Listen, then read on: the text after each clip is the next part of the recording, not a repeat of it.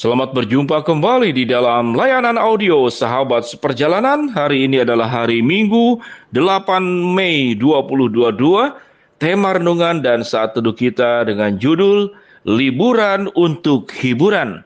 Selamat berlibur buat para sahabat seperjalanan bersama dengan keluarga, mengisi waktu-waktu bersama untuk memulihkan, menguatkan, merekatkan kembali hubungan dalam keluarga. Firman Tuhan terambil dalam Mazmur 133 ayat yang pertama. Sungguh alangkah baiknya dan indahnya apabila saudara-saudara diam bersama dengan rukun. Mari kita berdoa. Bapa yang di dalam surga, terima kasih jikalau kami punya waktu yang sangat indah, memberikan waktu bersama, liburan dengan keluarga, dengan orang tercinta, dengan para sahabat, agar kami bisa memulihkan kembali relasi dan hubungan yang semakin berkualitas. Dalam nama Tuhan Yesus kami berdoa. Amin. Shalom sahabat seperjalanan yang dikasihi Tuhan, liburan untuk hiburan. Setiap sahabat seperjalanan yang saat ini ada di posisi di pinggir pantai, atau ada di daerah gunung, ada di Indonesia, di Pulau Bali, di Lombok, di Jogja, di Solo, atau Anda tinggal di kota masing-masing, di Bandung, Jakarta, Semarang, Medan, dan berbagai tempat. Sahabat seperjalanan yang dikasihi Tuhan, pemerintah sudah mengatur ada waktu untuk liburan. Pemerintah sebagai orang tua yang diangkat oleh Tuhan, bagi masyarakatnya mengatur sedemikian rupa, ada waktu tatkala kita berhenti dari kesibukan dan diberikan liburan menjadi sebuah hiburan, dan yang lebih utama daripada hiburan adalah yang seperti firman Tuhan katakan, menciptakan kerukunan, menciptakan saling mengerti. Maka pengertian yang indah itu adalah seperti embun dari Gunung Hermon ke Sion, seperti minyak Harun, dari kepala Harun ke janggut sampai kepada ke leher jubahnya. Sahabat seperjalanan yang dikasihi Tuhan, tatkala di masa-masa liburan ini, maka kita punya banyak waktu untuk merenungkan tentang kehidupan kita ini. Kita telah dipacu oleh kehidupan dengan kecepatan, perjuangan, mencari segala sesuatu untuk kehidupan kita. Di masa-masa liburan ini sesungguhnya tidak hanya untuk mencari hiburan. Hiburan makanan ekstra, kemudian bepergian untuk mencari kuliner, bermain di pinggir pantai, di gunung, berbagai macam permainan, shopping, dan segala sesuatunya.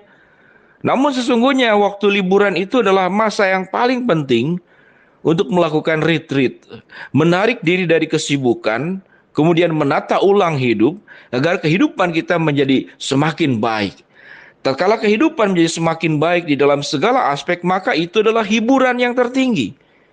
Penderitaan tatkala hubungan itu tidak mengalami sebuah hubungan yang saling mengerti namun saling menyakitkan, maka itu bukan lagi hiburan, tapi itu adalah kuburan.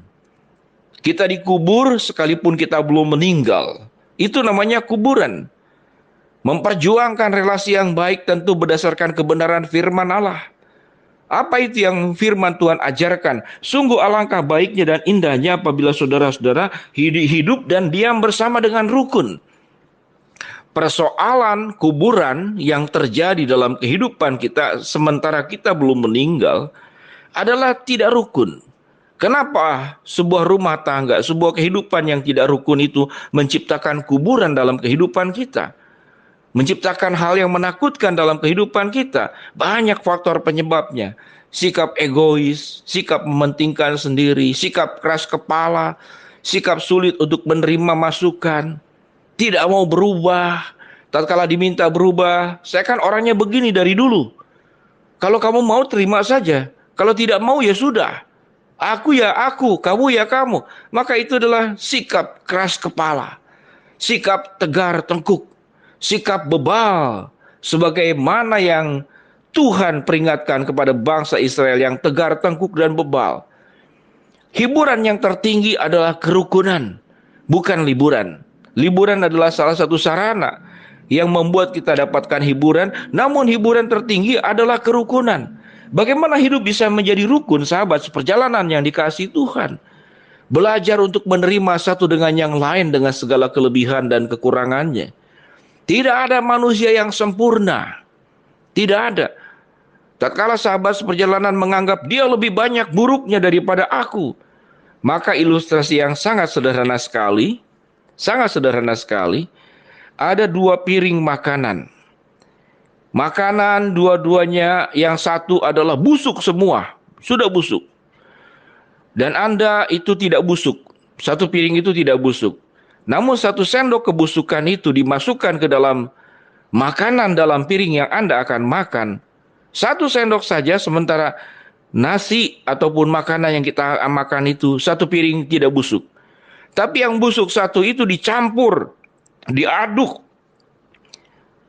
menyatu dengan makanan yang tidak mengalami kebusukan. Pertanyaannya, maukah sahabat seperjalanan memakannya? Tidak mau memakannya. Busuk sedikit, busuk banyak, tetap busuk. Dosa banyak, dosa sedikit, tetap dosa. Dan di hadapan Tuhan tidak ada dosa besar dan dosa kecil. Kita semua adalah orang berdosa. Oleh sebab itu belajar untuk saling menerima kelebihan dan kekurangannya. Kalau tentu dengan menerima bukan berarti membiarkan. Kita akan berjuang bagaimana menolong dia bisa berubah menjadi semakin baik. Dan tidak perlu merasa terluka. Sewaktu orang berbuat buruk kepada dirimu dan kau terasa terluka, maka engkau sedang melakukan keburukan buat dirimu sendiri. Orang sudah berbuat buruk kepada dirimu, dirimu sendiri melakukan keburukan dengan menyimpan kepahitan, kemarahan, luka hati, kebencian, tawar hati. Maka itulah kerukunan, belajar menerima. Dan biarlah memberikan ruang kepada setiap orang itu menjadi dirinya sendiri sebagaimana yang Tuhan inginkan. Hal-hal yang tidak prinsip jangan diributkan. Masalah pasta gigi, masalah odol, pijitnya dari bawah dulu, tengah dulu, atau atas dulu. Toh pada akhirnya habis juga itu odol. Jangan diributkan hanya masalah warna pakaian. Jangan diributkan hanya karena makanan dengan rasa selera yang berbeda. Jangan diributkan karena berbeda hobi. Kalaupun ada hal yang prinsip yang dilanggar, maka doakanlah. Dan minta kuasa Tuhan yang merubah orang yang menyakiti kita. Tapi kalau kuasa kita, kemampuan kita merubah, yang ada adalah pertengkaran yang semakin dahsyat. Tapi kalau Allah yang merubah, maka Allah punya kesanggupan yang luar biasa. Sahabat perjalanan yang dikasihi Tuhan, saya mendoakan untuk quality time bersama dengan keluarga, yaitu liburan untuk hiburan. Dan catat baik-baik sahabat seperjalanan, hiburan yang terbaik dalam rumah tangga, dalam kehidupan kita adalah kerukunan. Dan bagaimana menciptakan kerukunan? Belajar menerima, belajar memaafkan, tidak perlu menghakimi. Penghakiman itu adalah haknya Tuhan. Dan ingat, sadar sebaik-baiknya, berbuat dosa, berbuat salah itu masalah giliran. Sekarang bagian dia. Ada saatnya kita hilaf, kita salah langkah, kita pun bisa berbuat dosa dengan cara yang sama, dengan keburukan yang sama.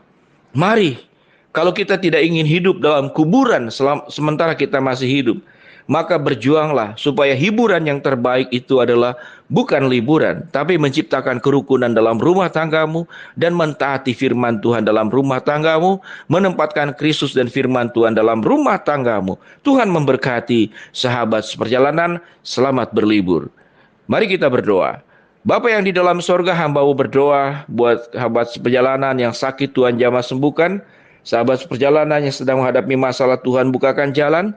Sahabat seperjalanan yang sedang memohon berharap sesuatu, Tuhan akan kabulkan sesuai dengan kehendak, waktu, dan cara-Mu. Dan berkati bagi semua sahabat seperjalanan yang sedang berlibur, beri kesehatan, berikan perjalanan selamat dari pergi sampai pulang kembali semasa selesai liburan. Dalam nama Tuhan Yesus kami berdoa. Amin. Shalom sahabat seperjalanan, Tuhan memberkati kita semua. Amin.